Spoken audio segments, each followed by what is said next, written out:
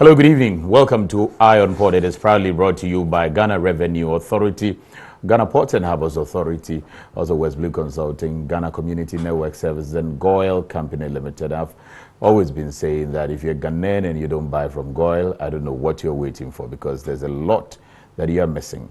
Already the past week, they did something wonderful. They brought to a very huge point their EFIE-NE-FIE promotion. I'll tell you a lot about that in a very short while. In the meantime, this program is also covered widely by the major newspapers we have in the country. We have quite a number of major media partners. That includes the graphic business, and they bring you a lot of maritime industry news when you get the copy of the Tuesday edition of that paper. Also, Business and Financial Times, the Thursday edition, you should read a lot about the maritime page. Also, the Ghana Web, if you go on there, quite a number of all the activities that transpire on this platform are shared over there. You can read them wherever you find yourselves. The Maritime and Transport Digest is another paper that also trumpets quite a number of the maritime industries we discuss on this platform. The WhatsApp News is also one of those. So continue to engage yourself in all those media platforms, and you should be reading a lot about this industry. Quite a huge industry that makes significant impact within this industry. Folks, this week we're going to talk about a very important institution and a very important subject, the freight forwarders. Their strategic role within the ports and maritime industry. We'll also be talking about how they can consolidate their own strategic role. And I have the pleasure in this studio to welcome the president, the new president, the fresh baby on board, the president of the Ghana Institute of Freight Forwarders, Eddie Akron, is my guest. Eddie, pleasure to have you. Thanks for having me. And congratulations. We'll be talking a lot more tonight. So if you are interested, want to know about the freight forwarding business, partly some part of their roles is the one you often call the clearing agents. We want to digest their strategic role within this industry pretty shortly when we return after the break. Quite a number of stories around the industry as well. Stay with us. Here's innovation from GOIL that takes you further. New GOIL Super Synthetic 5W20 and 5W30 lubes have been expertly crafted with the latest in liquid engineering technology, highly advanced for modern engines, prolongs oil change intervals, save you fuel, clean, protect and enhance engine performance. The way engines work has become complex, and GOIL has innovated to stay ahead. Expertly crafted lubricants that work excellently with all petrol and diesel engines of today. New GOIL Super Synthetic 5W20 and 5W30 lubes. Innovation that takes you further. GOIL. Good energy. Dear valued client, the Ghana Trade Hub mobile app is now live to make it easy to track your consignment and know the estimated duty payable for both general goods and used vehicles. We are pleased to inform you that the Ghana Trade Hub mobile app is available for download on Google Play Store for Android users and the App Store for Apple users. This is the best opportunity for all importers and exporters to know the duty payable on every good under transaction. You can reach the team for inquiries and support by calling +233 242 435 663. Send an email to support@ghanastradinghub.com. To remain updated, kindly follow progress on the following platforms: www.facebook.com/Ghana Trade Hub, www.twitter.com/Ghana Trade Hub, and ghlinkedin.com/in/Ghana Trade Hub. Importers and exporters can download the official Ghana Single Window mobile app, which allows you to track your consignment conveniently and also allows you to obtain your estimated duty for general goods and used vehicles. Please spread the message to everyone importing or exporting. The Ghana Trading Hub mobile app is now live. Download and never be cheated. This is powered by the Smart Ports project under the auspices of the Government of Ghana and the Ghana Revenue Authority. Smart Port, improving Ghana's ease of doing business. Electricity, then pay your taxes. Our taxes, our future. Because you see, without our taxes, we wouldn't have good roads, good schools, better hospitals, streetlights, and other very important social amenities. When we pay our taxes, we give our children free and quality education. Talga, my money too small. Why should I pay my tax? Look, small. Salifo, it doesn't matter how small or big your business or income is. You still have to pay your taxes. The little taxes from each and every one of us, when put together, could give your community clean water. Or that deprived school with tables and chairs. Please pay your taxes. It is your responsibility. It is your civic duty. It is the law. Utiliser les ports de Tema et de Takoradi, c'est avoir un traitement rapide et sécurisé de vos marchandises diverses en conteneurs, en sac ou en vrac, ainsi que tous vos véhicules en transit. Le Ghana a construit un parking bien pavé pour tous les véhicules en transit. Une nouvelle gare frigorifique pour le stockage de la marchandise congelée en transit. Avec un nouveau centre de traitement de données construit et la mise en œuvre efficace d'un guichet unique national qui permet aux données d'être accessibles par tous les intervenants, le traitement des dossiers dans les ports du Ghana est maintenant efficace et plus efficient. Utiliser les ports du Ghana, c'est profiter des systèmes de portes électroniques et d'exploitation des terminaux ainsi que de la réservation des navires en ligne, entraînant ainsi un parc de camions fiables pour un acheminement de vos marchandises dans les brefs délais avec un suivi satellitaire jusqu'à nos frontières. Les femmes, à vous les honneurs. Les ports de Tema et de Takoradi célèbrent la femme. Que les bienfaits de cette célébration apportent plus de bénédictions. Okay, welcome back from the break. Now, this is Ion Port, and my guest in the studio is the president of the Ghana Institute of Freight Forwarders. About 3 months ago, he was elected president of that great institution. Today, we're going to talk about how that institution, that's the freight forwarding fraternity or institution, they strategize and how they can also consolidate the strategies that they have and also look at their roles they are playing within the port operations, the modern port operations, which is going very far and wide. In the meantime, the news running around the port industry. First, I'll pick my own sponsor, GOIL. Like I always say, they're doing wonderfully well. They've held some nice promotions for their folks. And on this note, I would say congratulations to the MD of GOIL, Osekwame Prempe. Honorable, good job you're doing there. And also the former MD of GOIL, Mr. Patrick Akoli. I know he never misses any part of this program from the beginning to the end. He can tell you whatever transpires. He's watching right now, Mr. Patrick Akoli, and he's watching from his hometown where he's the chief Ziavi, Togbe Ajayi. Thank you for being the backbone of this program. So GOIL launches the EFIE-NE-FIE promotion, or they've had a successful end to that one. Also, Customs has also held an annual general meeting. Very important stuff coming out of that, all of that. Borderless, I mean. Next in news.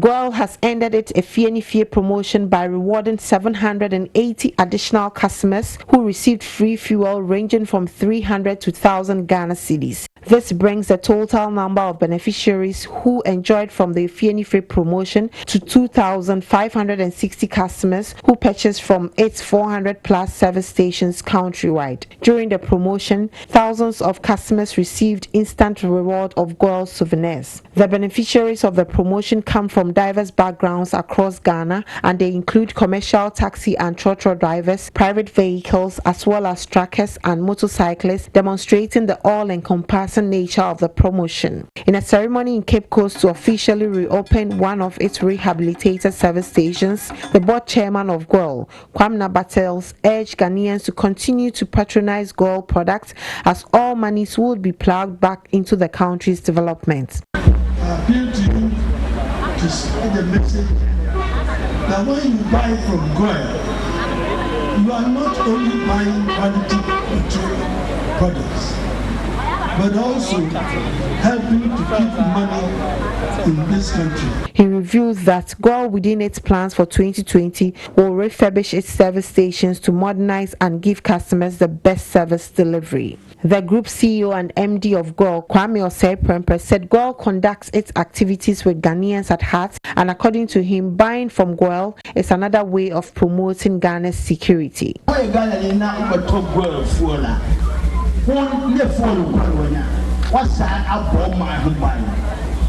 The Central Regional Minister Kwame Duncan praised GOIL's efforts and urged the indigenous oil marketing company to continue to promote national development.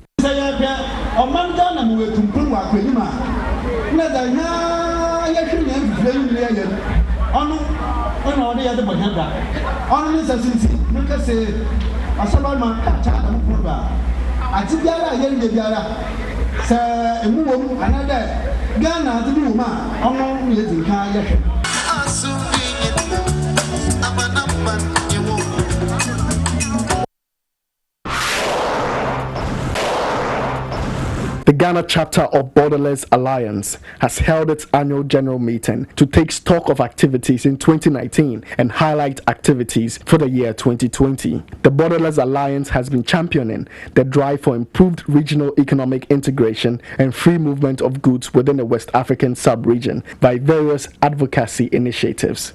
A national forum was held in 2019 on harnessing the full benefits of the African Continental Free Trade Area, as well as the ECOWAS Trade Liberalization Scheme, which the Borderless Alliance Ghana says it will continue to work so as to ensure that implementation of these regional policies is optimized. The president of Borderless Alliance Ghana, Ziad Hamoui, said his outfit is committed to collaborating with the Ghana Ports and Harbours Authority and the Ghana Shippers Authority to ensure impediments to trade facilitation along the Ghanaian corridor are eliminated. We were working on operationalization of the West Africa online platform, which is operated by the Ghana Shippers Authority to help to support economic operators and drivers who are using the corridors and who are facing problems, whether checkpoints or whether illegal charges or illicit fees, and to resolve these issues for them on the go. He added that in 2020, Borderless Ghana will focus its attention beyond the Tema-Paga corridor towards the Elubo and Aflao corridors and bring to light the activities ongoing there. We want to also increase the visibility of our activities across not only the Tema-Paga northern corridor but also the east-west corridor, Elubo, Aflao, to highlight some of the activities that are taking place over there, some of the barriers along the corridor. He revealed that the 2020 regional conference for Borderless Alliance will be hosted in Abidjan, Ivory Coast.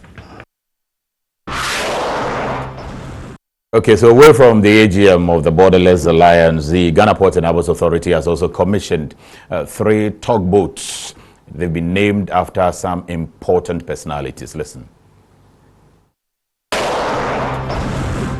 The Ghana Ports and Harbours Authority has commissioned 3 new tugboats as part of its strategies to attract larger vessels and enhance turnaround time of vessels at the port of Tema. The state-of-the-art ASD tugboats, which are the first of its kind in Central and West Africa, are of 80 tons bollard pull capacity and capable of performing firefighting and rescue functions. The boats were named after 3 former illustrious staff of the Ghana Ports and Harbours Authority, namely Commander K.T. Dovlo, Ben Owusu-Mensah and Josephine Asante, whose stewardship to the authority is considered exemplary and contributed immensely to the development of the organization and the country at large. Commander K.T. Dovlo and Ben Owusu-Mensah both served as Director Generals of GPHA from 1994 to 1998 and from 2001 to 2008 respectively. The late Josephine Asante, at the time of her untimely and grievous passing, was a dedicated marketing and public affairs manager for the port of Tema. The Director General of the Ghana Ports and Harbours Authority, Michael Luguji, during the ceremony said the boats were commissioned to enhance GPH's capacity to be able to receive modern container vessels and bulk carriers. Over the years, we've had different capacities of marine crafts. The biggest we've ever had is 60 ton. These ones are 80 ton bollard pull capacity tugs. And with those ones, we can handle up to even 20,000 TEU container vessels.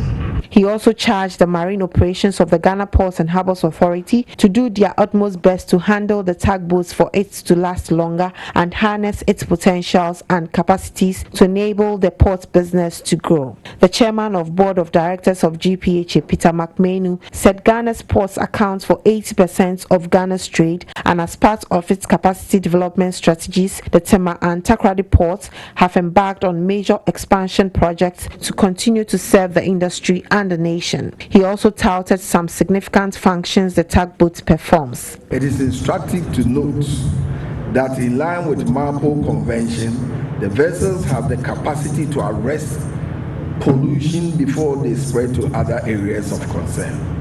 Stakeholders will indeed find these facilities very, very useful. The distinguished individuals who were honored and their representatives commended the management and staff of GPHA for appreciating and immortalizing their efforts. You give honor where is due.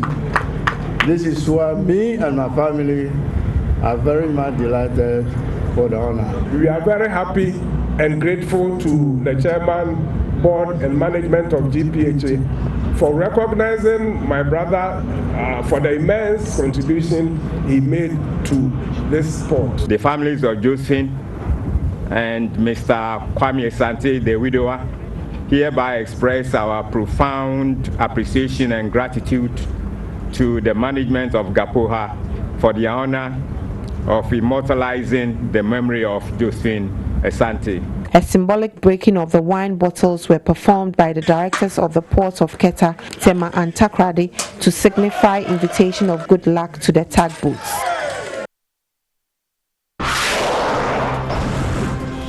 Congratulations to those who were honored. Away from that, the coronavirus has also hit everybody, and around the world people are worried. Now, vessels are being cautioned when they are traveling not just to China but also to Far East and every other places. Now, in Ghana, though, the Ghana Ports and Harbours Authority, in collaboration with the Port Health as well as the Ministry of Health, they are not sitting down. Intensive sensitization is going on. Listen.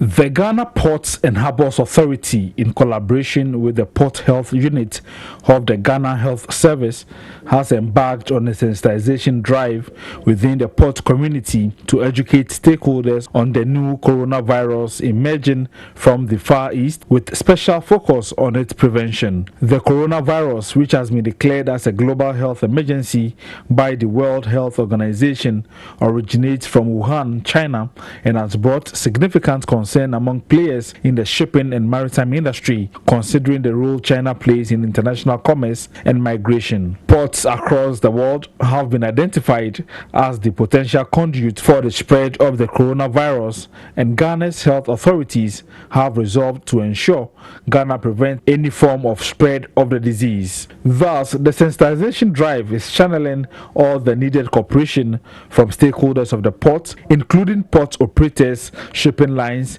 clearing agents, security officials, importers and exporters of goods, ship suppliers, among many others, to ensure that the disease does not make it through Ghana's ports. The team of health experts visited the Tema Fishing Harbour, where they educated management and staff, and later proceeded to the Tema Fishing Harbour Kenum Basin and Tema Fish Market to sensitize fishermen and fishmongers, some of whom come into direct contact with Chinese sailors. They were guided on precautionary measures against coronavirus infection, including good hygiene practices. You wet your hands with water. Then step 2, you apply the soap to the hand. You make sure that it covers all the surface of the hand. Step 3 is you rub the hands palm to palm as she's doing. Right. Then step 3, the right palm over the back of the left palm, then you interchange. They do palm to palm with the fingers interlaced to each other. Director of Port Health, Raphael John Maffo, cautioned wreckers to avoid going aboard vessels without the permission of the Port Health, who have to conduct mandatory health checks to declare the vessel is safe. It is to ensure that we put the necessary measures on each vessel. A vessel coming from China we should now do all the screenings that WHO wants us to do on board that vessel, because they are coming from what? An infected country. According to the head of medical services at Tema Port, Dr. Nab Bisi, the exercise is very necessary due to the high level of business interactions Ghanaians have with Chinese, and encouraged port users and the general public to take precautionary measures very seriously to ensure that no Ghanaian gets infected with the virus. We want to appeal to you to just follow the instructions we have given you and try and give us a feedback. The chief fisherman of Tema, Ni Ajeti Mato, commended the initiative but called for improved sanitation at the Tema fishing harbour to avert all forms of diseases. At the end of the year, now me feel doctor about spray the levy. You put the about spray the levy. Yes. Because you take Chinese versus me, I now me decide low yeah Tema Port. Common signs of infection of the coronavirus include respiratory symptoms, fever, cough, shortness of breath, and breathing difficulties. In most severe cases, infection can cause pneumonia, severe acute respiratory syndrome, kidney failure, and even death. Meanwhile, the Tema General Hospital and the Rich Hospital in Accra have been announced as the case management centers. The educational campaign would be ongoing in other places around the port community and beyond till the coronavirus is brought under total control. The Ghana Union of Traders Association has advised its members to defer any plans to travel to China until the coronavirus disease outbreak is brought under control. In a press statement issued on 28th January 2020, GUTA said its members should find other means of transacting business other than traveling to that country until the outbreak is brought under control. Quote, the Ghana Union of Traders Associations wishes to advise members of the business community, especially traders who intend or are preparing to travel to China for business or any other thing, to hold on if possible to do their business related and other communications on the internet until the case of the outbreak and spread of the respiratory illness as reported in the media is brought under complete control. GUTA also admonished its members who have returned recently from or are returning from a trip to China and its environs to visit the nearest hospitals for diagnosis immediately they feel any symptoms. The association urged the general public to listen and comply with the directives issued by health authorities. On the international front, a number of warnings and cautions are being given to seafarers.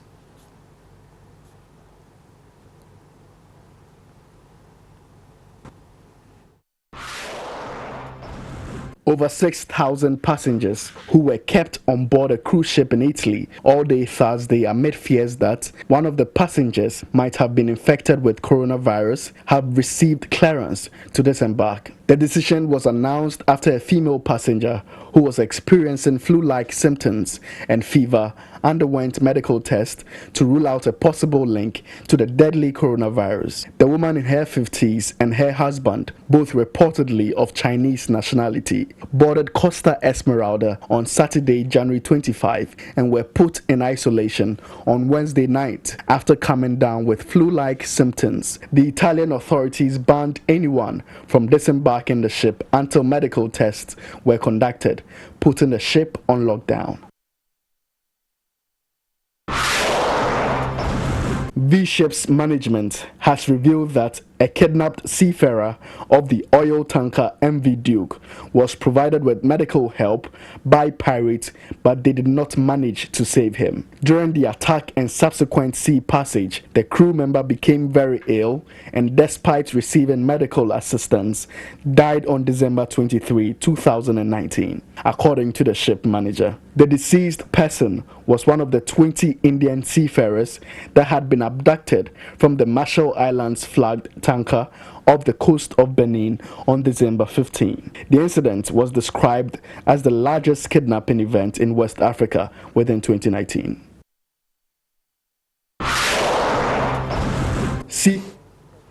Okay, so we're moving on, and today we're discussing consolidating the strategic role of the freight forwarder in the modern port operations. And my guest in the studio is Eddie Akrong. He's the president of the Ghana Institute of Freight Forwarders. He took over from another dynamic individual, Mr. Kwabena Ofosu Apia, somewhere latter part of November 2019. Eddie, pleasure to have you in the studio once again, and congratulations. Thank you. About 3 months now. Right. How does it feel? It's about 3 months, right? To November, or about 2 months. How does it feel? Basically, it's business as usual, I guess, because, you know, I was just the executive secretary, you know, just prior to Kwabena's, you know, exit. So, serving underground. So I've been in the thick of affairs, so it's nothing new. I guess now at the forefront. Now at the forefront. What sort of institution did you inherit from your man? Okay, so you know how Kwabena was, versatile. So I can't complain right now, and so like I'm saying, I'm just continuing in his footsteps. I mean, I got my work cut out for me, and there's not much of a difference. So okay, and what's the work that you have cut out for yourself? So basically, our constitution actually spells out what we have to do, and as president, basically we have also set out with our programs as to what we need to do. What we need to do right now basically is to consolidate our position as it is right now, and then also make sure that we have a very, professional workforce in what we do. We find ourselves in a very unique position right now, in between, acting as brokers in between the traders, the exporter, the importer, and customs. And so, as long as we do our work professionally, and then we make sure that we have a very trained and, well-oiled workforce, then I'm sure we'll succeed in whatever we do. Okay, before we go on, I would have to announce that viewers can join the conversation on WhatsApp. It's 055-901-9997, 055-901-9997, or at the appropriate time I will announce the phone numbers that you can call in as well. Also, you can be watching us on Facebook. It's Eye on Port on Facebook, and then be contributing to the discussion that's ongoing live at the moment. Let me also announce that the Ghana Ports and Harbours Authority will continue its sensitization on the coronavirus from tomorrow going. We'll announce the schedule and the places that it would be. If you're going around the port area, don't be surprised you're seeing people getting educated and getting a lot of information around that that particular disease in that industry. So let me find out from you, Eddie, what are some of the roles of the freight forwarder? Because a lot of people get confused who is a clearing agent, who is a broker, and then who is a freight forwarder. Okay, so basically, I mean, I think these are all semantics. They're semantics, basically. So what what we basically call the clearing agent or the freight forwarder in Ghana, basically the same person, but there's a bit of an extension when we bring the freight forwarder into focus, because what we do is not just the customs brokerage aspect of what we do. It's just a very little aspect of what the freight forwarder basically does. Okay. So at this point, I am a whole consultant as to what. I'll give an example. You want stuff to reach you. Maybe there's a factory somewhere in BORDERLESS which needs a certain spare part just in time. Now, so what does he do? I consult me. I figure out, okay, where can I source this article from, this particular, spare part from? Now, my, duty is to make sure it gets to this factory just in time, at the lowest price possible, freight, the lowest cost possible. And so we do all that. We do this through a chain of networks that we have formed around the world. We've normed that. So my duty is to do all of that. What is seen mostly is the customs brokerage part in Ghana, where goods have arrived. So I would have to front this exporter or importer, pay duties to customs, make sure I've cleared my stuff out of the port area and delivered to the client. That's the clearing agent one. That is the clearing agent part, and this is what is we're mostly known for right now. Yeah. And you, as a president of the Institute of Freight Forwarders, We understand that there are quite a number of other organizations as well. That's right. Or you have other competing organizations, Right. if I have to put it that way. So there's ACHAC, and then there is a CUBA. And how different are you? And if you're president of GIFF, how different are you from the others? Okay. So not to slight my friends because they are my brothers right now. Now, what it is that we believe we're in the forefront right now of what we do. The I that you read in our name, the institute, is not just it's not just there for anything, because we actually run an academy. Okay. So because our thing is that we would want to educate the masses, those who are going to work, in this industry. So we educate them. We've set up an academy. I mean, our forebears, came into an agreement with FIATA. We belong to the International Federation of Freight Forwarders. Okay. It's called FIATA. So we run an academy under the ABVT program where, so we have, the certificate level entrance, where for the youth who have just come out of maybe secondary school tuition, who come in to learn, they just want to get into the in the freight forwarding business.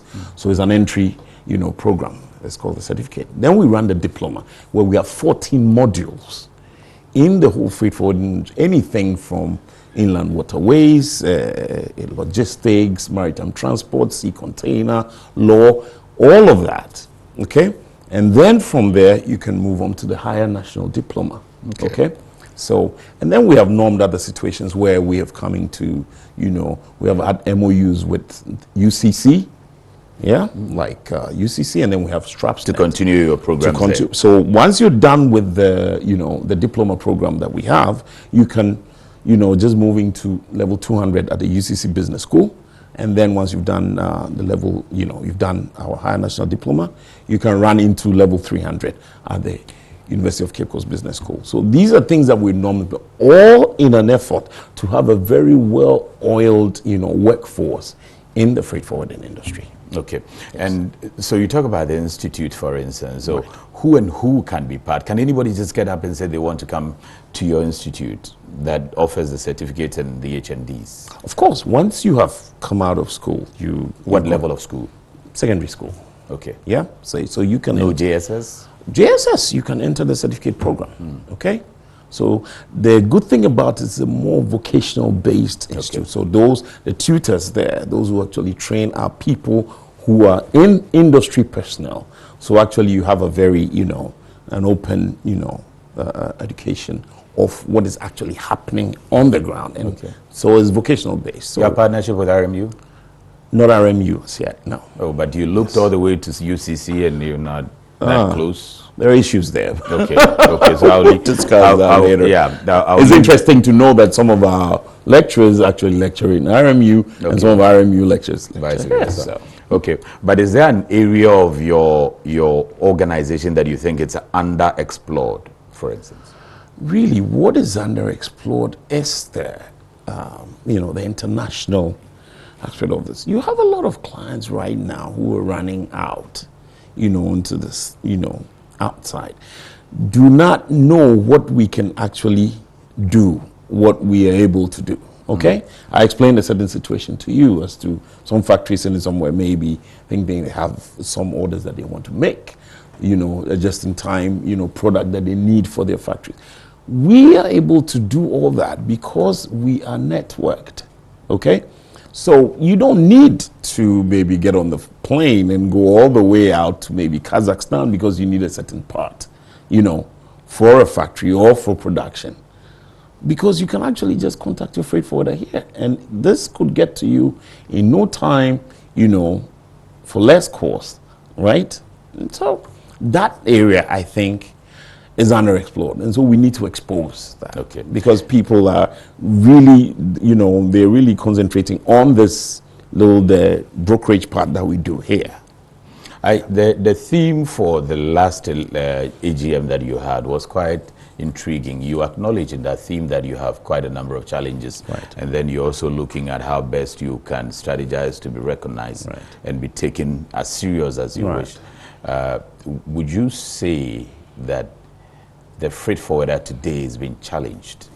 Okay, so herein lies the challenge.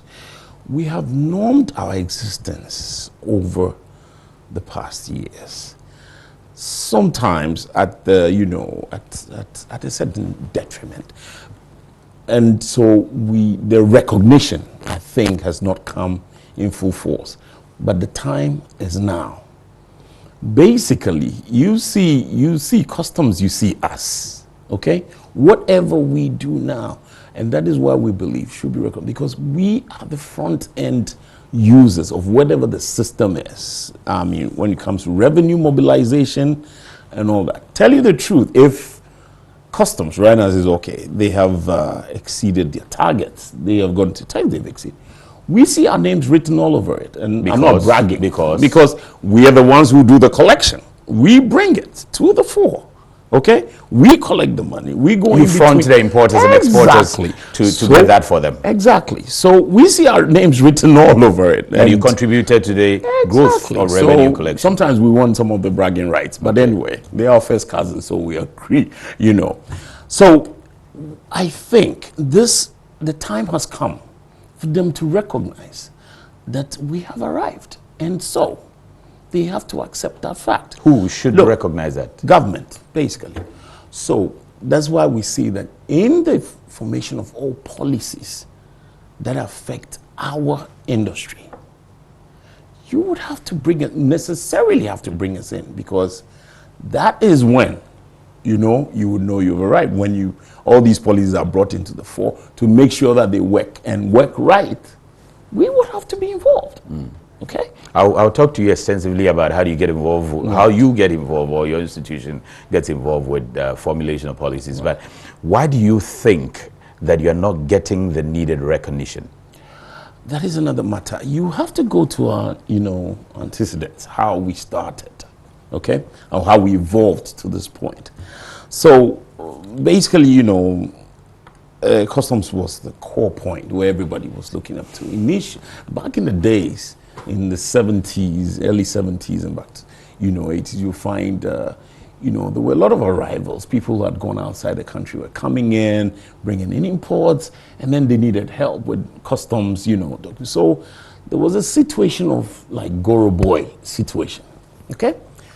So at some point, I think government realized that, look, we have to norm the situation.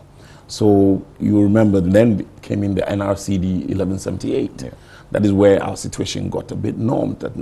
So formalize that activity. Let's formalize it. So then we got to be licensed. So that is all metamorphosed right now into the Act 891, Section 43, which tells you who can actually be a freight forwarder, a customs house agent. Okay. And that's what it says in the law.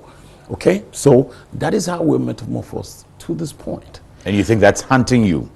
That history is hunting you? It has its, because of the antecedents, it has its, because back in the day, you would think anybody comes up and says that, this is what I do, so let me go and bring my, so my nephew in the village, come help me do this. But times have changed. And you have evolved yourselves as evolved. This has gotten more professional. But are you proving that well to the Ghanaian and to the government and to the people of this country? Of course we're proving that. He who chooses to see that will see that and I think right now where we stand, we've become indispensable.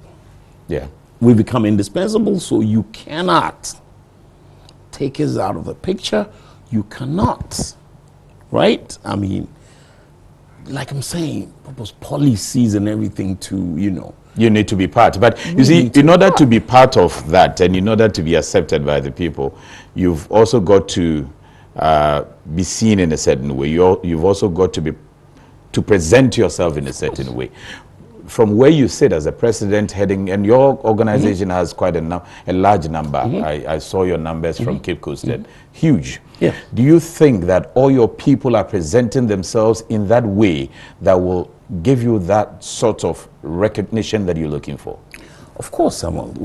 Look, I have a favorite, Bible verse. All have sinned and fallen short of the glory of God. So, if you take it from that aspect that this impression is created of freight forwarders, people, these are, the miscreants or whatever. Be careful. What it is that, look, we are professional right now. And so you are bound to have, it's a society, it's a human society. You are bound to have miscreants in any situation. I don't care what any environment. Any environment you talk about. Okay. So you cannot restrict and then bog us down with maybe one or two things that you hear that, no. Okay. We've come a long way, basically. if I tell you now, admitted. Of course. But from you have assumed the position of the presidency. How do you intend to shape all those who probably are not giving you that kind of picture that you want to see of yourselves? You've got you mentioned at your program that you the theme for your program is surviving the challenges of the change, consolidating the present, strategizing for the future. So you know that you are surviving the challenges of change. The industry itself has changed. A lot of modern stuff are going on. People can't be seen in the same way they used to operate back 25 years ago. How are you ensuring that everybody gets trained properly, does the proper thing that ought to be done and required to be done? Exactly. So this is what I said, Samuel. That is why we are making sure that the workforce that we're producing right is a well-oiled, workforce. The training is rigorous. We're making But there are people who are untrained, and there are people who are around and they are not even under your ambit. Trust me. Oh, those who are not under our ambit are not under our ambit. Yeah, but they are still operating under your name, and that's difficult for you because it's still, at the end of the day, somebody steps out and they are not able to tell the one who got educated by your institution and the one who wasn't educated by institution. He's still a freight forwarder. So let me use your platform. If you want to deal anybody or clearing agent, who says it, don't just go under some tree or meet anybody and says I'm a clearing agent, so I want to do business with you. Do the due diligence. We have structures is all instituted. Look, GIFF, as I can talk about, basically, as we have district structures, we have the national structure. If you want to deal with somebody you're not sure about, do due diligence. Go, we have a database. Go check with the district, secretariat. Is this a member of your association? Can I do business with? We have members in good standing. You can do all that. Aside putting the responsibility on the importer and exporter, which I've always said, yes, it's fair that we do that. But at the same time, it looks like the entire country, the entire system has become that kind that says, let people be responsible for themselves. But, institutions themselves are not pushing to be responsible and also let the right things happen. What is your institute also going to do to ensure that those people who are not creating good enough name for you are weeded out of the system so that people don't even have to sweat about looking for the right person? Exactly what I said, that we have structures in place, anything from disciplinary committees to make sure we discipline our own members. That's your members. What about the non-members who still bear your name and titles? That will be difficult to do, Sammy. If anybody comes out now, you see somebody walking around and says, I'm a journalist, has a certain name tag. Has a certain name tag? And says that I'm a journalist. No, because the journalist institution, for instance, or Ghana Journalists Association, has been able to put together a system that's able to let organizations who invite or seek the work of journalists but this is my point. to be able to identify the right ones in the environment. So this is where I was coming from. If anybody walks into a certain program and says, I'm a journalist, so I come from Radio XY. A recognized media house. Exactly. Identified accordingly. So we do all of that to make sure we have ID cards for our members. If they go out to do any business with any of the stakeholders, they are well labeled, identified. Exactly. We got it all down to a biometric system so that if you go out to do any business with any shipping line, the Ports Authority, we tell them, make sure you are dealing with somebody who is a member. And then we have ID cards, everything, all down to size. Okay. You understand? We cannot answer for miscreants, somebody from outside. That is going to be very difficult to do. But we have that down to a size. Okay. You understand? Okay. Yes. But going forward, and that's clear, going forward, you have the intention to liaise with, let's say, your bosses, the customs, who license you and all that, to help you get rid of all those who are around there and not certified and creating a lot of problems for you. Right. So this is what we do. What we did, we went to customs actually and told them, look, with the, you know, the outcome of, you know, with, you know, technology, okay?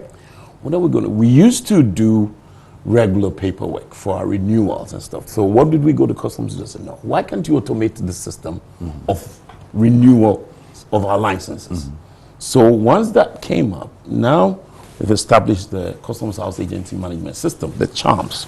Now this is how we're registered. So in the customs database itself, every single company, Customs House agent, now has all its workers actually normed in that system, in the database. So we have everything in there, from your IDs, your education, your educational standards, everything has been normed in the Customs House Agency Management System. Okay? So this is to ensure, then again, that if any, you know, at the touch of a button, any customs officer will realize that you work for this particular company. You are recognized, you know, Customs House Agency member. You understand? So then nobody can just go around and do any fisher business who is not recognized. You understand? So these are things that we have normed in place. You, at some point, had plans of having this amalgamated freight forwarding association, like with all of you, Achar, Kubag, and all of you, all the others together. How's that going? It's going very well. Okay. It's going very well. What it is that we have been pushing for an ally, okay, to have that cover. There is always the freedom of association. There is. And so anybody can form an association and say that, okay. So what we have done now, realizing that, look, we have a common purpose. What we have done is to bring together all these associations. So GIFF, ACHA, KUBAG, we have formed what we call the COFA, Committee of Freight Forwarding Associations. So we meet, you know, to share ideas, to figure out how we can norm this thing in place. We could have a common umbrella. As long as there's freedom of association, that's fine. But once we have the common umbrella, so we're pushing to have an ally to cover us. Okay, and then we can move in the right direction. You've been on this program quite a number of times, and how do you feel when people phone in or send a message and say that we want to clear our goods ourselves? Sometimes, does that come as a threat to your industry, to your area? It doesn't bother me one bit. Of course. Do you think people should be given that room to do that? Why not? Of course, people. I mean, and let me take this opportunity to educate. There is the self-declarant bit of the customs law. You can actually walk to customs and say, I want to clear my own stuff. There's nothing to it. Okay? And I always make the analogy of saying, look, I will walk to the pharmacy, I have a headache. So I walk to the pharmacy and then I want to buy paracetamol. Or I want to buy some painkiller. Okay? That's fine. Or you can actually go to court and tell the judge that what? I want to be your own lawyer. I want to be my own lawyer. Although the judge would offer you, hey, you sure you can do this? Because if you know how the system works, okay? But then you can do that until you realize when they start speaking that the language and you are lost. Yes, when they start doing which is often the case in court exactly, and then you find that, look, I need somebody who can interpret all of these stuff for me. Exactly. So you can walk to the Commission of Customs and actually say, I want to be my own agent. I want to clear my own stuff. They can give you the self-declaring rights. Okay? So you can do your own stuff. As long as you can do it, that's fine. So there's nothing to stop. In fact, the law allows that now. Yeah. Okay? Yeah. So is this something you would encourage that people go for? Or, per your experience, and I would say from my side, though, that it doesn't look to me that it's easy for an individual to do this. Exactly.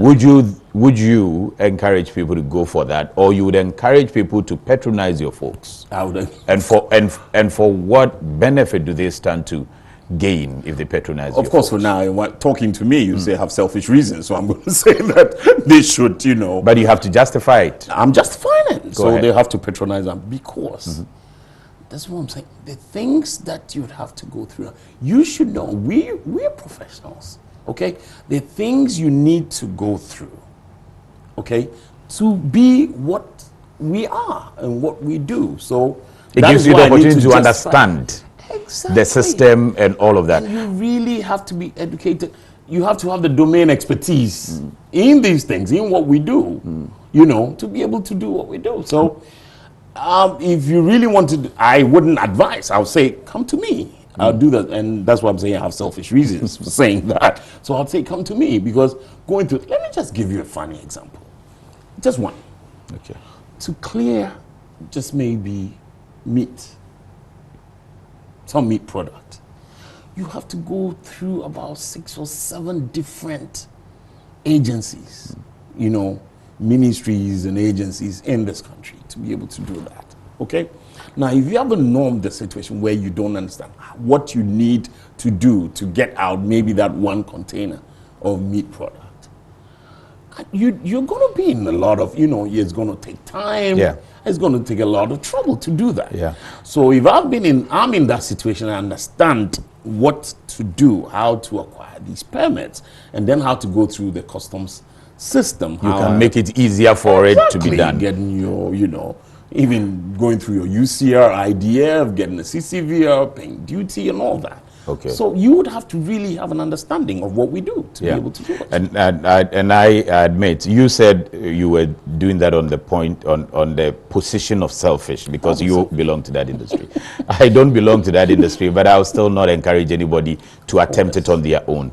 The reason is that I have seen the processes and the language. People have spent 5, 10, 6 years in the industry and still may not even understand how the process works, or even understand the language that's used there. So definitely you are so needed, aside the fact that even law requires you to be there. However, people feel that because of that expertise position that you have and privilege that you have, you are making life unbearable for importers and exporters, not you as an individual, and probably not a few of you who are also doing the right things. But largely, this complaint has come from people that some of your people actually make life unbearable. Some present false numbers, figures, rates, charges to their importers, when otherwise agencies within the industry have presented a different figure.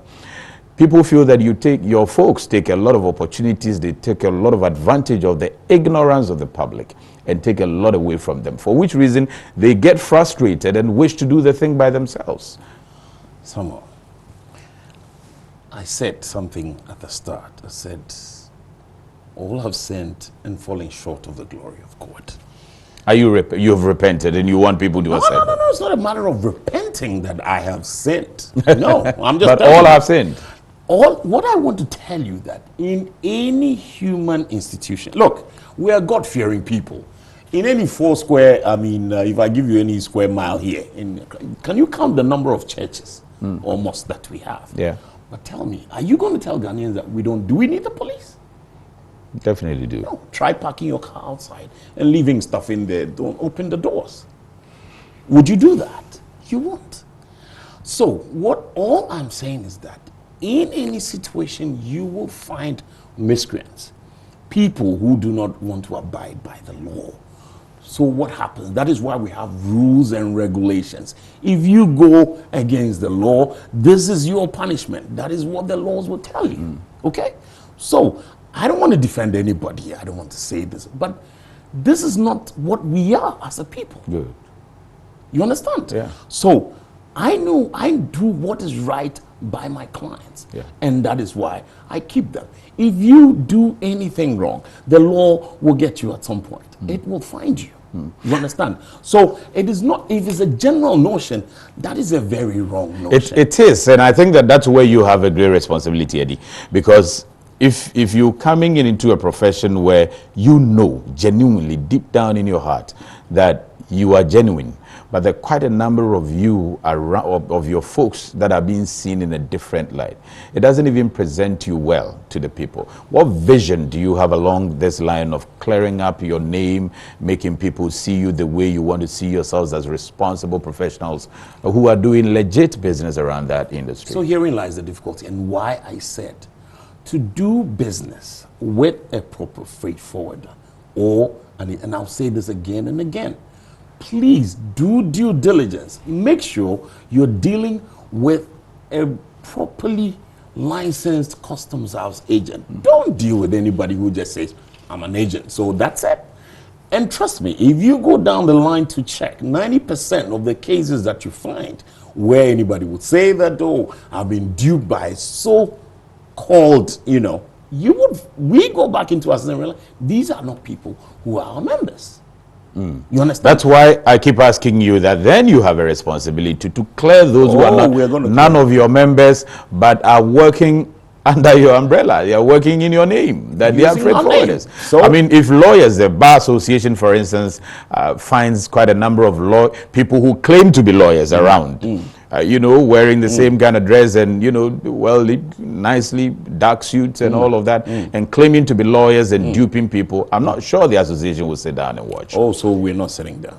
Good. Thanks for your medium, and I'm using it. So I'm saying this to you now and to the public, general public. If you want to do business with anybody, please do due diligence. Make sure this is a properly licensed customs house agent. He belongs to this association. This is his office. I can deal with him properly. Don't go dishing out your monies to any stranger anywhere who says that, look, I'm an agent. No. Okay. There's this thing about invoicing that I would love for you to talk about. But in the meantime, let me let folks know if you've ever utilized the services of clearing agent, freight forwarder, custom house agent, or broker, and you have experience you want to share, you want to ask the president a question, if there's something you want the president to do as far as that area is concerned, you may want to join the conversation. The number you can WhatsApp is 055-901-9997, 055-901-9997. It's on the screens now.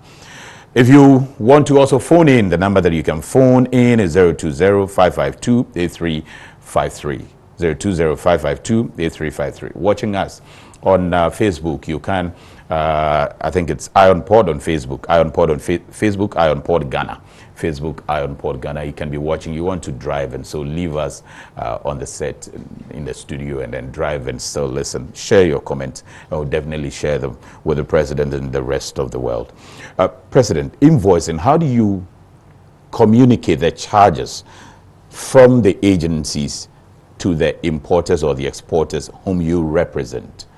Is there a general invoice coming from the agencies or a ministry that you send to the importers or exporters, or your agents create their own invoice and then communicate to the importers?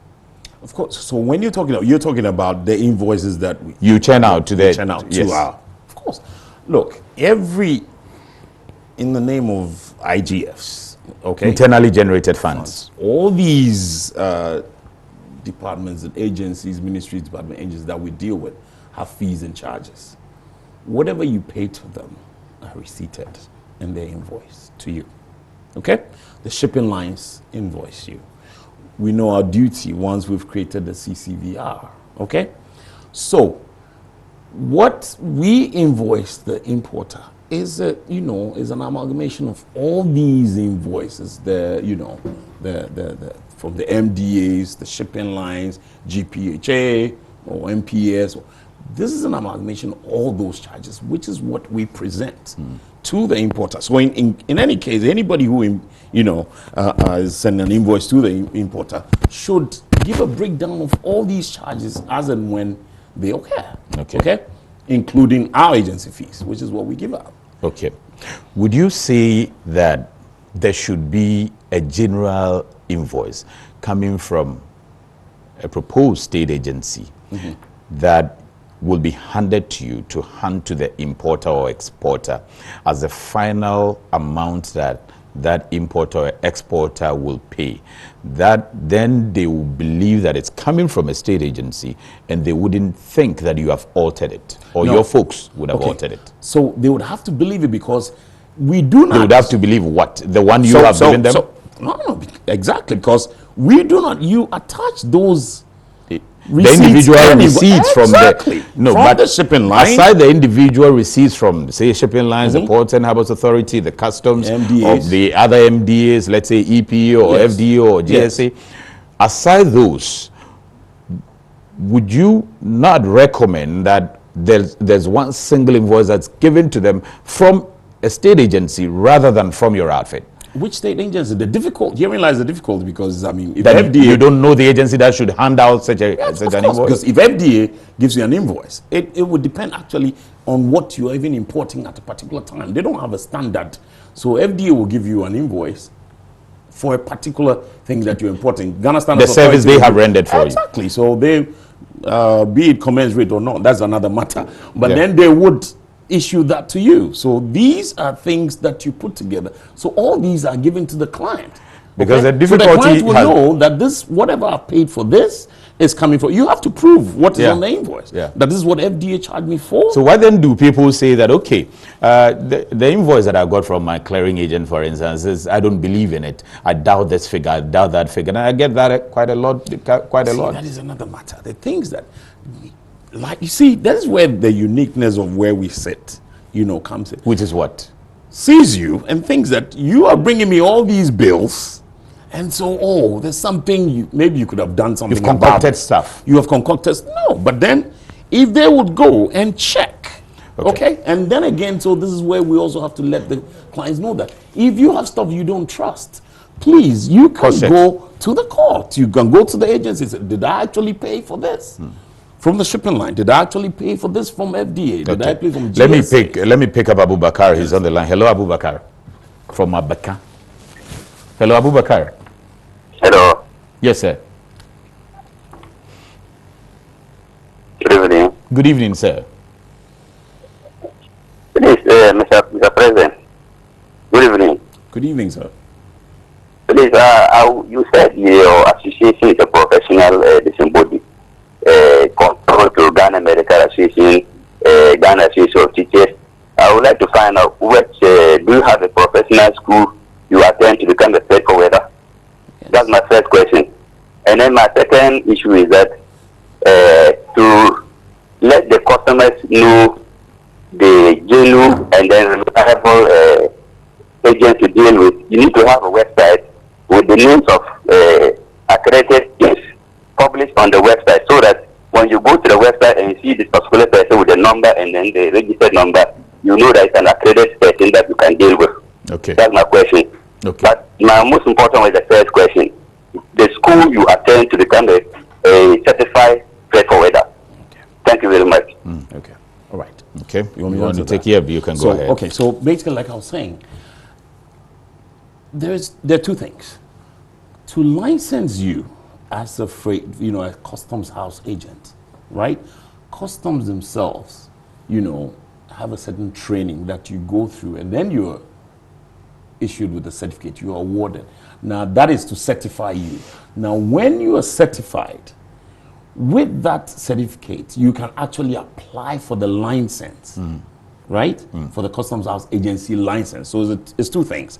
It's the certificate, you being certified, and then, and then the licensing regime with customs. So those are two things. But what I was promoting actually earlier was that what we do is a lot more intensive. That is why we have the academy. So we train those who want to get into this industry, because it's not just the Customs House Agency bit. As straightforward. This is not just what we do. That's why we train you in a whole, right? That we give you the whole bouquet. Yeah. So you're doing inland, you're doing warehousing, packaging, because people in the freight forward, it's not stagnant. You could be doing just transport, or you could be doing just warehousing. Yeah. Or you want to do the, the customs house. There are other areas you can specify. Yeah. So there are logistics, so it's general. So there are other areas you can, specialize in. That's why we will train you across the broad, spectrum. Customs is strictly customs. What you do with customs house agents. So customs has its own training that it does. Once you do that and you pass the exams, you're certified. And then once you're certified, then you can actually apply for a license. Okay. Now let me say once again that the number that you should WhatsApp is the 055-901-9997. It's on the screens. The number that you can call is 020-552-8353. The number that you are calling, which is a WhatsApp number, I cannot pick them. So I have seen about 28 calls coming through, all on the WhatsApp ones. I cannot pick that one. That's just for WhatsApp. Please call the number that you can call, regardless of your location, and we will endeavor to share your comments with our guest as well as the rest of the nation. President, we talked about policies and your involvement in national policies. You play a significant role next to customs, doing tremendously well. But to what extent are you involved in policies? Okay, so that leaves much to be desired. What I'm saying is, as it stands now. But there are certain things where I could give you an example, like the paperless policy. Okay? I know we're deeply involved in the paperless policy. Okay. So, contrary to popular opinion, we basically thought this was one of the best things that could happen to us. As to us, so why do you say contrary to popular opinion? Of course, because there were a lot of newspaper reportage, you know, that thought that it was not going to, that we were like fighting this or we were against it. No, we weren't. This, I think we have to give the vice president. You supported it, of course. Okay. We have to, and you were much involved. We were involved. Okay, you understand. So, much praises to the vice president for the promulgation of this policy. Okay, so we think it's one of the best things that happened. Only problem now is what is happening on the ground. Its actual effect. Has it had its full effect? That is another matter. Has it? I could rank it. I could rate it. And if you are rating it? Wow. So we've got maybe about 50-60%. Why? Something that was announced all the way May 2017. Exactly. 3 years on.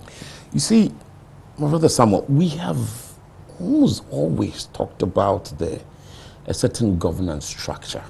It is a UN model that has worked. When you promulgate policies, I mean, the government has to have a direct hand in it to make sure it is working the way it is supposed to work. You're saying the government doesn't have its hand in the paperless implementation? I'll tell you what. So, if you bear with me, in the initial days, when this was a policy that had been effected, that this is the way it should go, there was a direct hand and a push. From where? From government, right from Jubilee House, that this is how this should go. So everybody was whipped into line and made sure that this is how it's. We got a visit from the Parliamentary Select Committee on Trade. So what changed along the line? You see, this is the difficulty. When you leave it to a lead agency, that okay, so this is what I think happened, that okay, once we've come this far, we've put everything in place. The blueprint is there. Let's just follow it. And then you have a lead agency that has to take it and run with it. Then we have issues because it is was there a lead agency? It's a change, of course. I mean, we know customs was a lead agency in this. There's always the issue of change management. People are used to doing things in a certain way. So when you tweak that, when you change that, of course they become uncomfortable. Okay. Can you imagine this whole system? If you look at the whole process required just 2 documents. We wanted to see only 2 documents, the bill of lading and a way bill, from start to finish. Okay? But where are we now? Is it less paper or paperless? Or we're still printing paper. Because we're still printing paper. Of course. And you facilitated, so if you say we don't have a choice, because in the whole trail, people who are not supposed to be in that chain are still there, have found themselves in there, and so they're required, because they do not have access to the system to see the inputs that are there, so they still require the paper.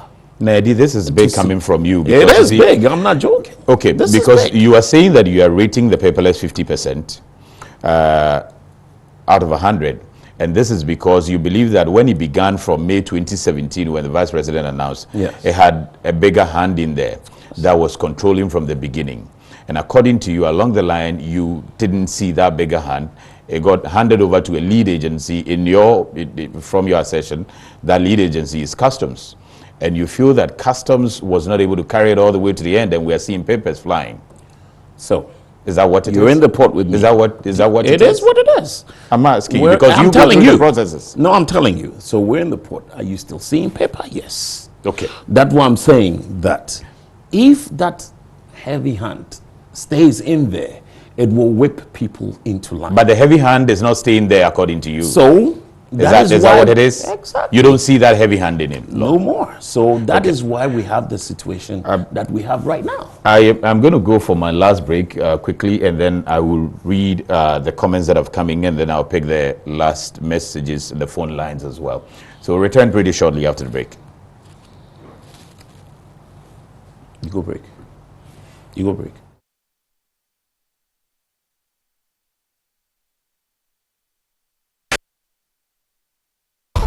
Here's innovation from GOIL that takes you further.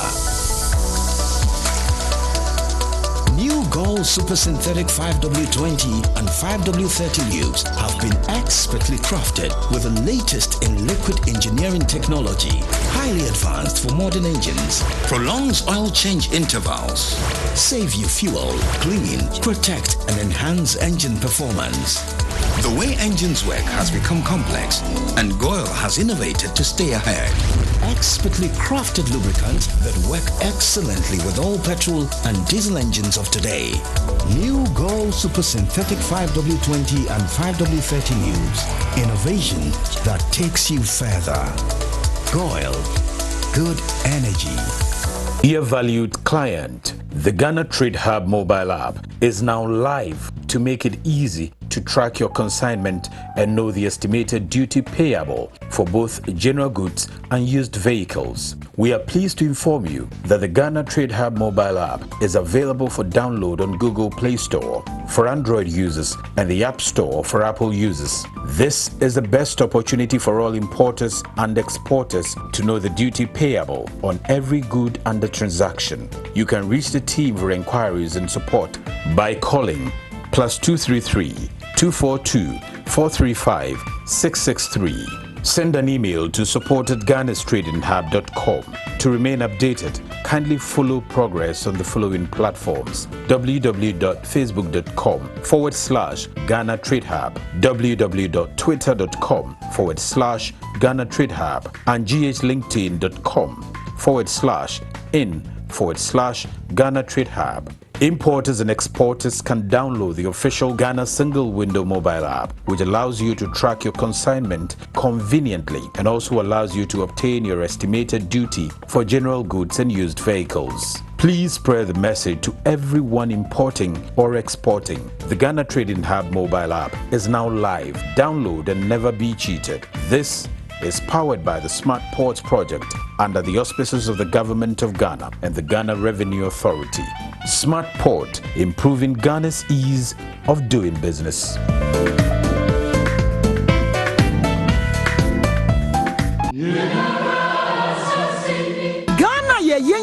Sase o my kesia ye kan ye hubom ye adwumaden ye beye kese pa ye nto a ye tuatua ne daa no ene ne yedi sisi suku adan ne ayaresabia ade bi yi akwan am ye nya asetena pa ene ne papi eto obi te say withholding tax, income tax, excise tax stamp ene afoforo pi wo ho a ebia na wo mu nsem bi safa de wo sawutua nkasa ho enu nti ne ye wo ho ma wo ne se ye beboa wo eto aketewa bia boa mesrawo boa ne pagya Ghana nsi ho ye nto Fraud alert. GPHA does not auction. Ghana Ports and Harbours Authority wishes to inform the general public that the authority does not buy and sell on internet platforms and does not auction cars and other items in and around the port. Beware of fraudsters who claim to auction cars and other items in the ports and defraud people in the process. For further information, contact tema@ghanaports.net or call +233 303 202 758. Beware of fraudsters. Welcome, and this is Ion Port. My guest in the studio is Eddie Akron. He's the president of the Ghana Institute of Freight Forwarders. And we're talking about how to consolidate the strategic role of a freight forwarder in modern port operations. And before we went on break, you were assessing the paperless. You said 50%. That's what you rated. 50 to 60%. That's what you rated. And you mentioned that the heavy hand that you used to see in it is no longer there, and you think a lead agency, which is customs in your view, is not doing what you expect is done. What is missing along the line? Okay, so there was a blueprint, basically. So we all saw it. We have a blueprint as to how this is supposed to run. I initially told you about how many documents we're supposed to see in this whole chain. 2, the bill of lading, which is the legal, exchange for the release from a shipping line. And then apart from that, you're only supposed to see what? The way bill, which is what the trucks take out when they're leaving. But I'm saying that is not happening right now. Okay. Because, so I give a reason for it. You've given that. And what about other policies, for instance, in your view? You see, that have you been involved in others? Talk aside the paperless. Therein lies the difficulty again, and that is what I said. If these policies are being made for our industry where we operate, I think we have to be involved. It is very necessary. And have you been involved in them? Not in all cases. In the paperless, yes, we were. Okay? But the subsequent ones, which ones? Policies like CTN? Talk about CTN, talk about tax stamp, and now we have Unipass coming in. So therein lies the difficulty. And we've always raised, because it's like I prepare a meal for you. I just prepared it for you, so you eat it, and then I didn't. But once you eat it, then you can tell me what I've prepared for you. Yeah. Okay? Whether it's too much salt or is sour, whatever it is. You can tell me what it is. So if these policies are prepared and just brought, look, take this, run with it. Is that what has been the case? Then therein lies the difficulty. Is that what happened with CTN? That's what happened. And so we came out with 1,000 questions on CTN. We wrote papers. And it's true. At the end of the day, where are we now on that policy? We'll find out from you. But there's a texter for you. He says, please, do you have a branch of your institution in Kumasi? How much is the cost of enrollment into the academy, and what's the duration? It's coming from one Boniface. Okay. Before then. And this one says, good evening, Ion Port. I want to make it quite clear that there's this today an army of dedicated young professionals produced by the Ghana Institute of Freight Forwarders Academy who yearn to demonstrate professionalism as freight forwarders or customs house agents. Indeed, we are an integral part of the supply chain and serve as conduit for industry.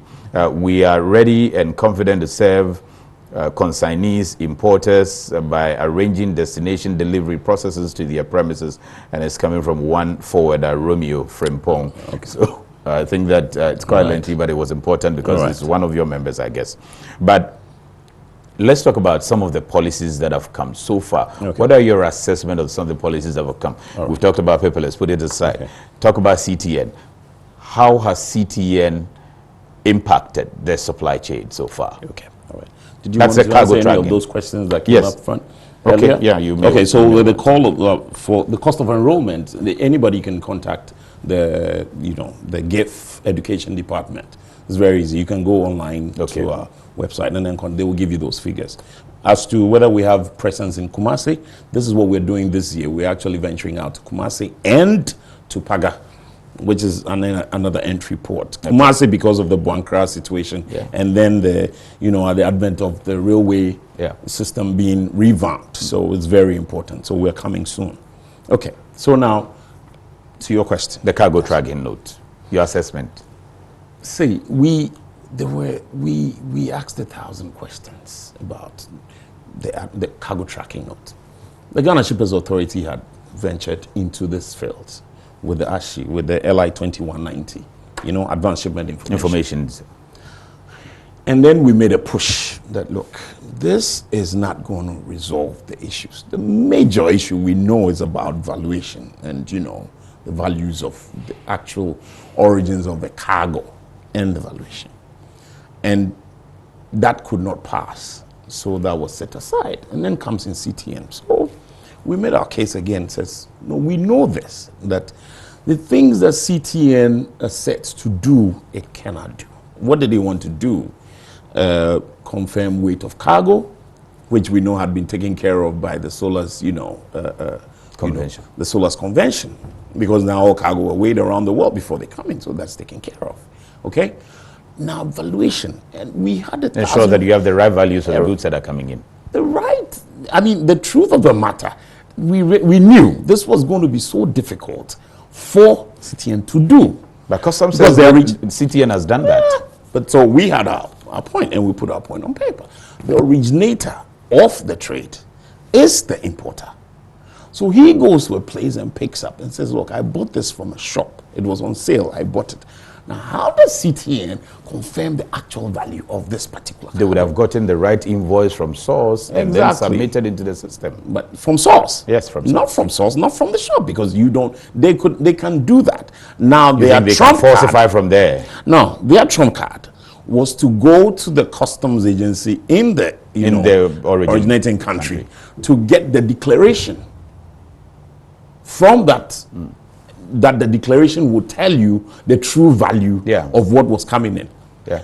And then we proved to them that was a falsehood. Why? That could not, brother. Because they were not connected and speaking to other customs elsewhere. So you can't. So we had customs to customs, So in your view, you think that the CTN hasn't achieved what? Of course. Now is what, after all, finally, by the time we were through with that, it was watered down, that to a selected cargo. To a selected.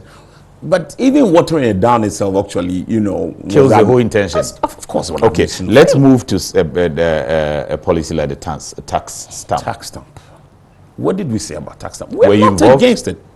Not involved in its, in its promotion. You were not consulted? No. So we're told. And then we came out and says, okay, how do you want to do this? I remember Kwabna writing a particular article and says, look, it's a fine idea, but not in this age of technology. What do we want to do? Bring out cargo. We said, okay, do not make this a port process. That we bring out cargo from the port, come to line up at a certain point, have, cartons, destroyed, and then you're now going to stick pieces of, papers on them to identify them as stamps. Technology has come a long way. Do you want to? And did you propose an option? Of course. You did? I mean, several. And all just that were not taken by government? Not just us, yes. Okay. So we want to do a review of that and see how has this helped us. Okay. What about Unipass? That's current. That's still ongoing now. Somehow, I tell you what. You know the Americans have a saying, if it ain't broken, you don't fix. Don't fix it. What isn't broken? So what is it that is wrong, so wrong, okay, with the systems that we have now? We think, okay, so we can't use whatever we want to do. These systems are, archaic, or, we can't use them. Okay. We are used to certain standards, right now, okay? So if anything has to be brought in. And I would like to stress that we do not have anything against government policy or how they are going to hand it down. But for Christ's sake, if it is going to be done, it has to be done well. What's not being done with this Unipass? In the first place, what's even the Unipass? A lot of people would not get it. Okay, so what's the Unipass? The single window, as was put up. The Act 923 was an amendment to the 891. Now, so this one established the single window as to how documents are processed in our system. Submission of information once. Okay?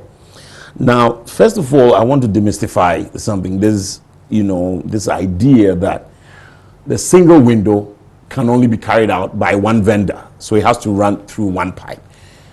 It's a myth. It's almost impossible.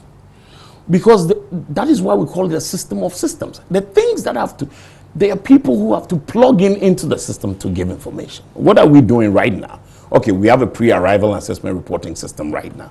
Once you did that, you're done with that. It seamlessly runs into the GCNet system where we do our declaration with the CCVR. No. So what is the problem? Would you say that, because we have two vendors running this, it's not seamless? No. It is what government says it should be, that this is where I want you to, you know, process your stuff up to. From here, it should be carried by this. If government says this is the way it should be, this is the way it should be. Okay. So what we're asking, the system there now, have you asked them to do what you want them to do and they're not doing it? The system there, you mean GCNet and West Blue? And West Blue, as they sit now. Okay. Have you asked them to do what you want them to do and they're not doing it? No. They are tried and tested. We have been with them. And so we know. So you feel you are comfortable with the GCNet and West Blue, yes. And so there's no need for Unipass. Is that what you say? Yes, yes. And this has come all the way for 17 years down the line. Look at GCNet from 2003. Even how we were rolled on from the, you know, the regular paper thing to automated system.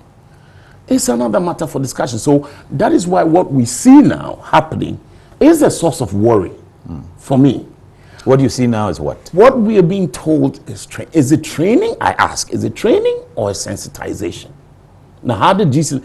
You see, we have the quality control, we have the quality assurance measures now, so we can compare. Okay, that just down the line, I'm some 17 years down the line. Okay, we're going to automate. What do we do? These people say, okay, now we're going to take volunteers. Oh, do you want to volunteer? After they have set up all their systems, who wants to volunteer? They pick up volunteers. Now, as we speak now, we have over 1,000 freight forwarding agencies. Okay? Some with employees upwards of 200, 300. I'm talking about the barge freights, Magdans, conships and all that. Now you tell me, if you bring me a letter and says, okay, we're doing training for Unipass, so bring your members, who are we bringing? Who are you concentrating on? What are you concentrating on, data entry clerks? Haven't you been engaged on how to get your members? No. And what this whole Unipass and all of that is all about? So that's what I'm saying. We get letters and they tell you, come and sit down. Is this training or sensitization? So in your view, you ought to be involved before some of these things are really and then we can ask the 1,000 questions that we have to ask. Maybe they feel that those 1,000 questions will also derail progress, and so isn't there a way you can communicate some of your concerns sometimes? Derail progress? Probably. Look, not ready for it looks like we're setting ourselves up to fail. Yeah. Okay, and I must tell the truth. So this one says, hello, sir. Please, my question to the president, what is he doing to stop the non-national who are operating in the port of Tema? Because I learned if you are not national, you cannot operate in the port of Lome, Togo, and other countries. Not too clear. What do you mean by that? So I think he was referring to the Act 43. Section 43 of Act 891 basically tells you who can and cannot be a customs house agent. So that's what they're referring to. And recently we've had issues with, foreigners being in our trade, doing what we do. We have approached customs about it, and then, we're trying to rectify that. If that does not happen, the law is there. Okay. We could always, we're still pushing customs. We've actually written to even the Registrar General's department that before you license anybody now, you give anybody a license, or a certificate, to become this, please remember this act, this section in Act 891, that this is what it says.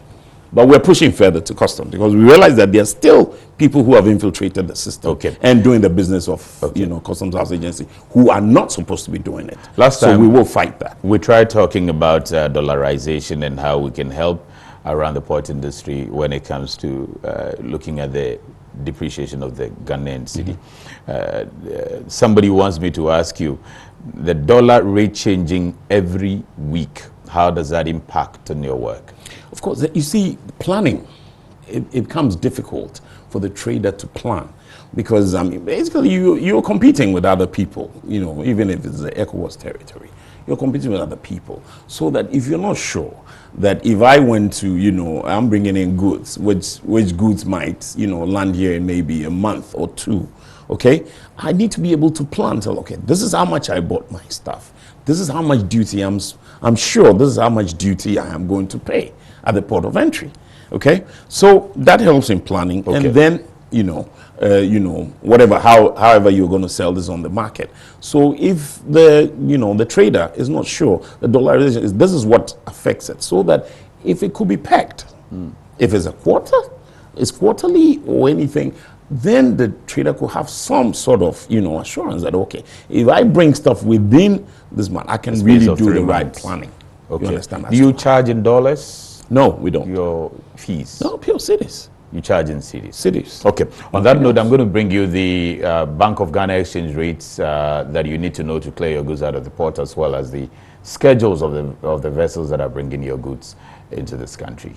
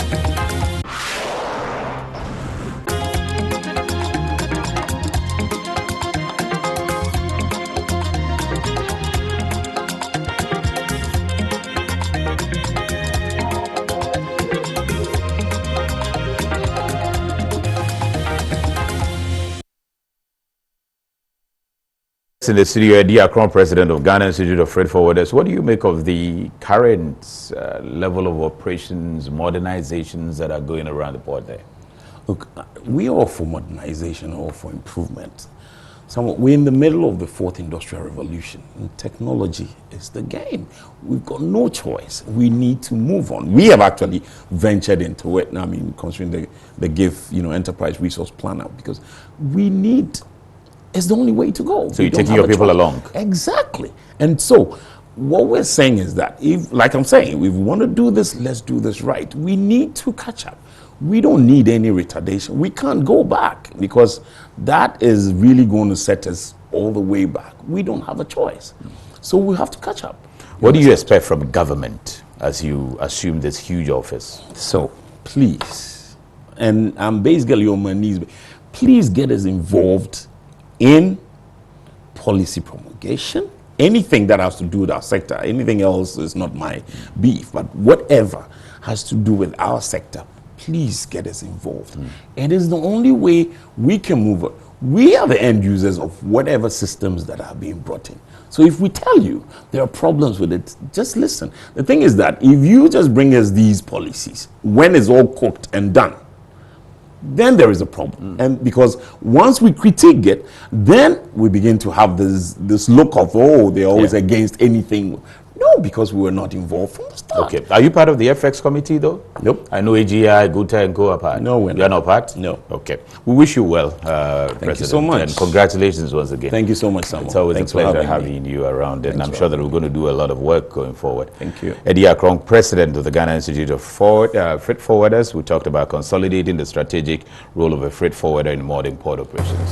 Thank you very much for watching the program. Thanks a lot to my executive producers, Madame Esther Jebidonko, as well as Madame Nana Isis Sodobeg, also the producers for the program, Solomon Anderson, Frank Gomelesio, all the technical producers, Bosom Pry and Co, Henry, Joseph, and all the people there. Thank you for supporting this program. We'll see you same time next week.